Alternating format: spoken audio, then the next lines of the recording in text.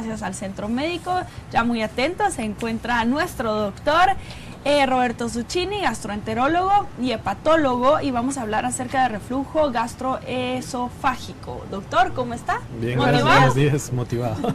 Motivado. Bueno, háblenos acerca de la definición y el problema que causa en los pacientes este reflujo. Bueno, el reflujo gastroesofágico es la regurgitación o el regreso de contenidos gástricos desde el estómago hacia el esófago, principalmente de ácido. El problema es que el esófago no está hecho para mantener este ácido que el estómago sí puede tener, es un ácido muy corrosivo. Entonces este ácido al regresar genera una cantidad de problemas, entre ellos la inflamación del esófago, y puede con el tiempo, si no lo tratamos adecuadamente, ir evolucionando y dañando la superficie del esófago e incluso cambiar la superficie por células que no sean normales y ser una lesión premaligna, una lesión precancerígena. Doctor, ¿qué otras reacciones hay con el flujo esofágico? Por ejemplo, la típica acidez o el ardor, o que siente uno que se le quema el estómago y todo esto. ¿Hay algún otro síntoma que nosotros podamos decir posiblemente es reflujo, que no lo asociemos tan directamente? Esa es una muy buena pregunta, porque no siempre todos los pacientes se presentan con ese típico ardor que nosotros pensamos. Muchos pacientes se presentan con dolor de pecho.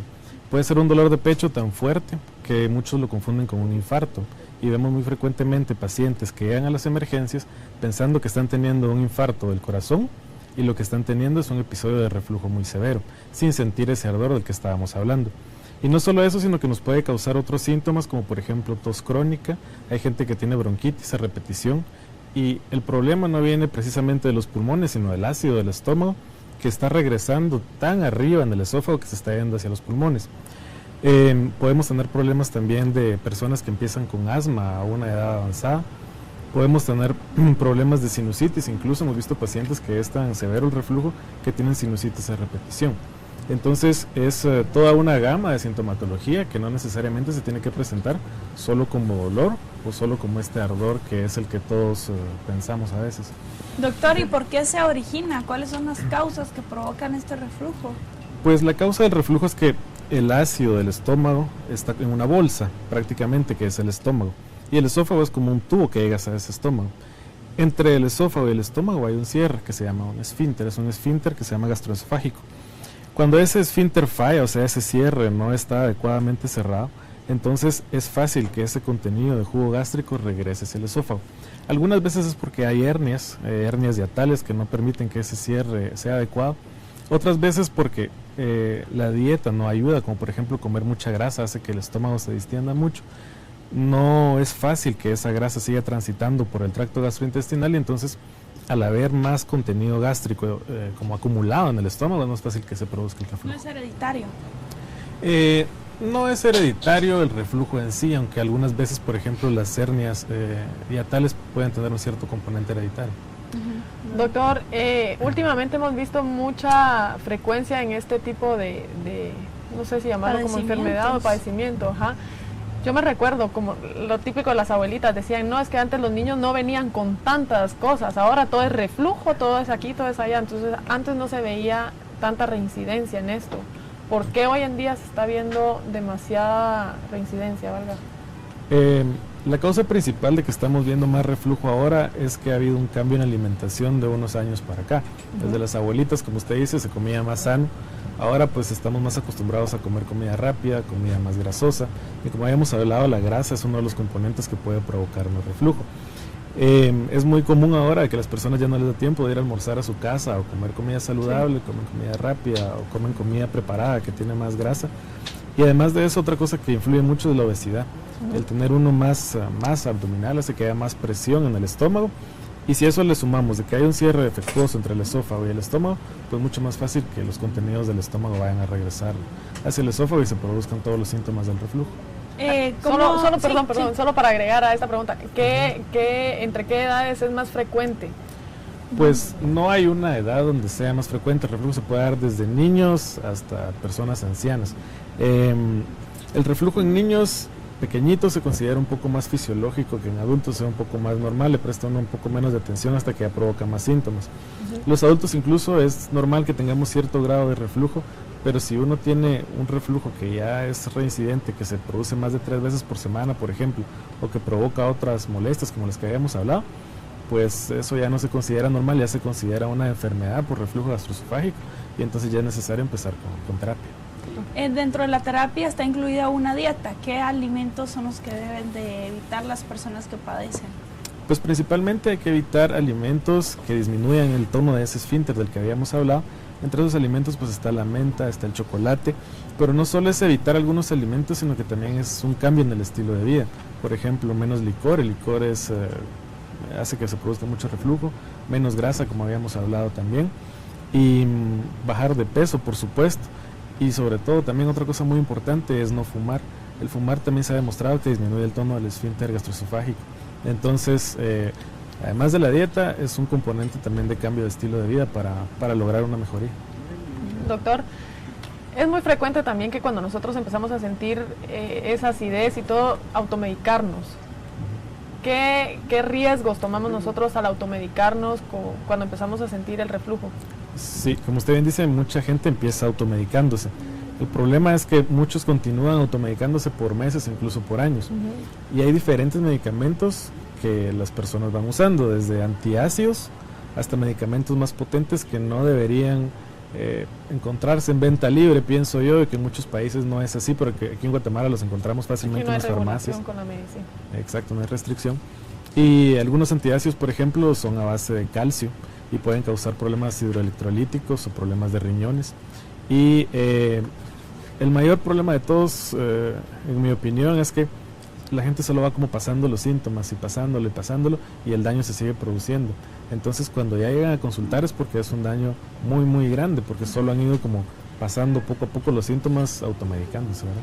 Doctor, vamos a hablar si el reflujo se cura y cómo se trata. Al regresar de este corte vamos a hacer una pequeña pausa. Les recuerdo nuestro teléfono 2222-8800, extensión 100. Se pueden comunicar en cualquier momento del programa y por supuesto hacer una consulta al aire. Vamos a un corte y regresamos.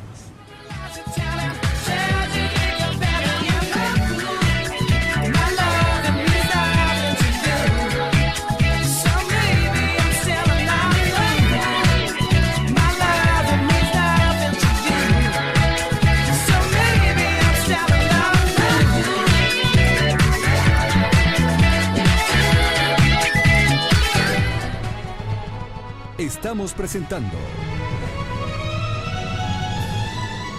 Matutino Express. María, facilitadora social. Brenda, madre soltera que trabaja en una finca. María trabaja capacitando mujeres en temas de nutrición e higiene. Brenda se preocupa porque sus hijos están desnutridos a pesar de su esfuerzo por alimentarlos.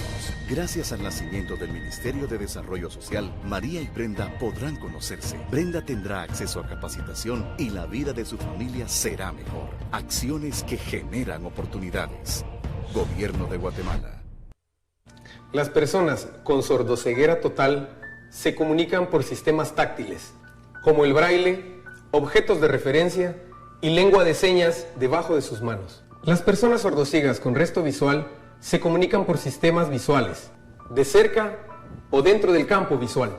Las personas sordociegas con resto auditivo utilizan dispositivos para aumentar al máximo su capacidad de audición. Se les habla de forma clara y en un volumen alto. Recuerda, las personas sordociegas son capaces de comunicarse efectivamente. Gana con Z-Gas cuando llames por el gas. Gana más con Z-Gas que premia tu lealtad. Z-Gas. Solo Z-Gas te da útiles artículos con el programa Z Premia tu Lealtad. Solo entre los que llamen al 1792. Z premia tu lealtad. Z premia tu lealtad. 1792, el teléfono del gas. Z-Gas. Estamos presentando Matutino Express.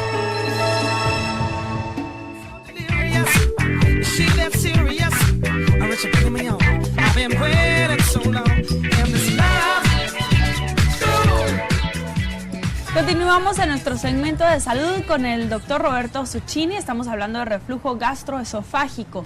Les recuerdo que se puede comunicar con nosotros al 2222-8800, extensión 100. Si tiene alguna duda al respecto, 2222-8800, extensión 100.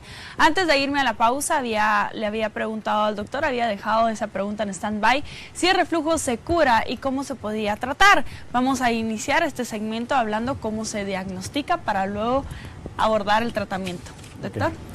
Pues el diagnóstico del reflujo gastroesofágico tiene varios componentes. El primero, los síntomas que presenta el paciente, hacer una historia y un examen clínico.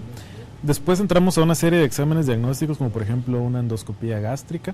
Se puede hacer una pHimetría también, que es un estudio donde vemos la cantidad de ácido que regresa al esófago y la acidez del mismo. Y podemos hacer una manometría esofágica también, que es un estudio que nos mira los tonos en el esófago y sobre todo el tono en el esfínter esofágico inferior, que es ese cierre que habíamos hablado entre el esófago y el estómago, que a veces está defectuoso. Doctor, yo creo que también es importante saber en qué momento nosotros debemos consultar a un profesional en cuanto sintamos las molestias. Okay. Sí, eso es importante porque, como habíamos hablado, el reflujo pues hasta cierto punto a veces es normal, o sea, es normal que todos tengamos un poco de reflujo de vez en cuando, pero cuando ya tenemos reflujo 3 veces por semana o más, o tenemos algún síntoma asociado como los que habíamos hablado, como tos, por ejemplo, o un dolor opresivo en el pecho, y sobre todo si ya tenemos dificultad para tragar, dolor para tragar, o hay algún sangrado o náusea o vómitos, pues es el momento de consultar sin dejar pasar más tiempo. Doctor, vamos a recibir una llamada. Buenos días, ¿quién habla? Buenos días. Le habla el señor Saúl López. ¿Cómo?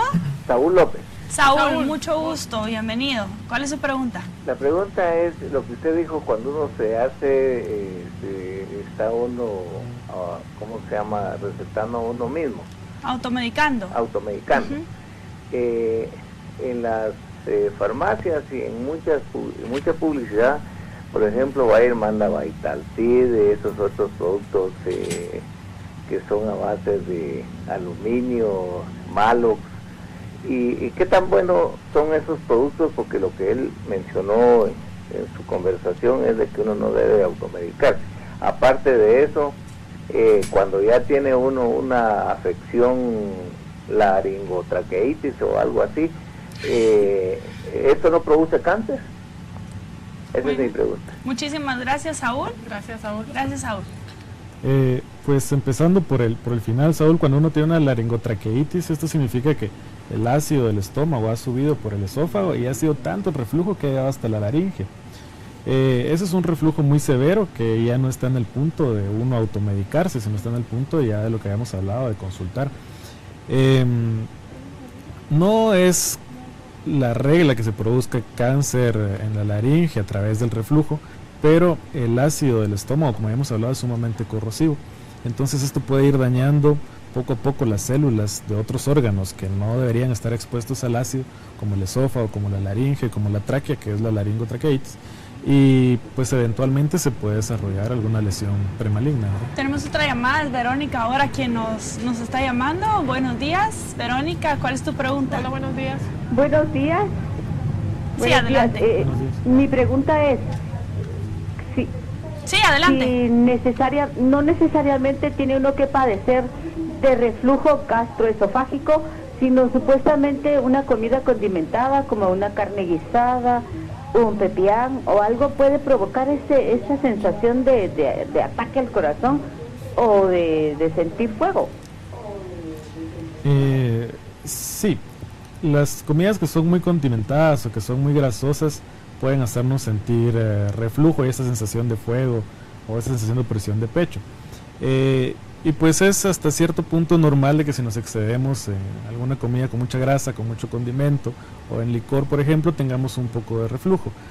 Pero lo que habíamos hablado anteriormente, ¿verdad? Si ese reflujo ya se produce sin estos estímulos fuera de lo normal, o se produce 3 veces por semana o más, o hay otros síntomas asociados como dificultad para tragar, entonces ya es el momento de que uno tiene que consultar y ya pasó el punto de autorrecetarse y tomar lo que le dicen a uno en la farmacia, como decía. De hecho, no debería de ser ni siquiera desde un inicio, ¿verdad? Exacto. Doctor, ha sido muy solicitado el día de hoy. Tenemos otra llamada para usted. Muy buenos días. ¿Quién habla? Buenos días, ¿quién habla? Mi nombre es Alida González. Hola, Alida bienvenida. González. Alida, ¿cuál es tu pregunta? Quisiera preguntarle al doctor si es posible que la bacteria Helicobacter pylori produzca reflujo en un niño de 8 años. En un niño de... Gracias. En un niño de 8 años, sí, 8 años. 8 años. Sí, doctor. Así es, 8 años. Sí, el Helicobacter pylori es una bacteria que vive en el estómago y produce mucho daño en el estómago, produce una gastritis. La gastritis puede predisponernos a tener reflujo. En nuestro medio muchas personas tenemos la bacteria esta, en algunas causa más daño que en otras, y pues sí puede ser causa de reflujo en niños y en adultos. Doctor, y por último, para concluir el segmento, ¿el reflujo se cura? El reflujo se puede curar con el tratamiento adecuado. Como todo y la mayor parte de cosas en medicina, hay que tratarlo desde que empieza y no cuando ya esté muy avanzado, porque entonces nos cuesta mucho más curar. Si lo hacemos desde el principio, tenemos muy buenas probabilidades de que la persona se cure, pero si lo vamos dejando al tiempo, pues ya tenemos que tomar otras medidas, y hay personas que incluso paran en cirugía si el reflujo es demasiado severo, y este cierre entre el esófago y el estómago que habíamos hablado, no le podemos dar una mejoría y no podemos hacer de que el reflujo disminuye. Muy bien, doctor, tenemos otra llamada. Qué solicitado está, de verdad. Bueno. Tengo entendido que es Diana quien nos llama ahora. Buenos días. Buenos días. Buenos días, doctor. Buenos días. Adelante, Diana. Tengo una pregunta. Yo tengo 16 días de ser operada de una derivación biliar. Sí. Derivación biliar. Quiero saber si esto produce reflujo. ¿Cuál? Porque he tenido algunos síntomas de los que están hablando. Sí, al tener cualquier tipo de cirugía gastrointestinal, por estar conectado a todo el sistema gastrointestinal, pues estamos predispuestos a tener enfermedades en otro segmento del tracto gastrointestinal. Después de haber tenido una derivación biliar, si uno tiene síntomas de reflujo, es importante de que usted consulte otra vez a su gastroenterólogo, porque estas operaciones hay que darles un seguimiento y sí tiene todo el derecho de tener reflujo nuevamente. Doctor, ha sido un gusto el que nos haya visitado. Gracias. El día de hoy. Ha sido muy, pero muy solicitado. Eso quiere decir que el tema ha impactado en la sociedad, y lo que nosotros esperamos es que se le informe en la mejor forma. Recuerde siempre visitar a un experto y no automedicarse. Así que, doctor, muchas gracias. Gracias. Nos vamos ahora con Gaby, que tiene una noticia farándula, no buena que contarnos, pero sí para recordar el gran legado musical que nos ha dejado. Adelante, Gaby. Buenos días, chicas, pues les traigo esta noticia que ya hace algunas semanas le habíamos estado dando seguimiento, pero antes de pasar a ella,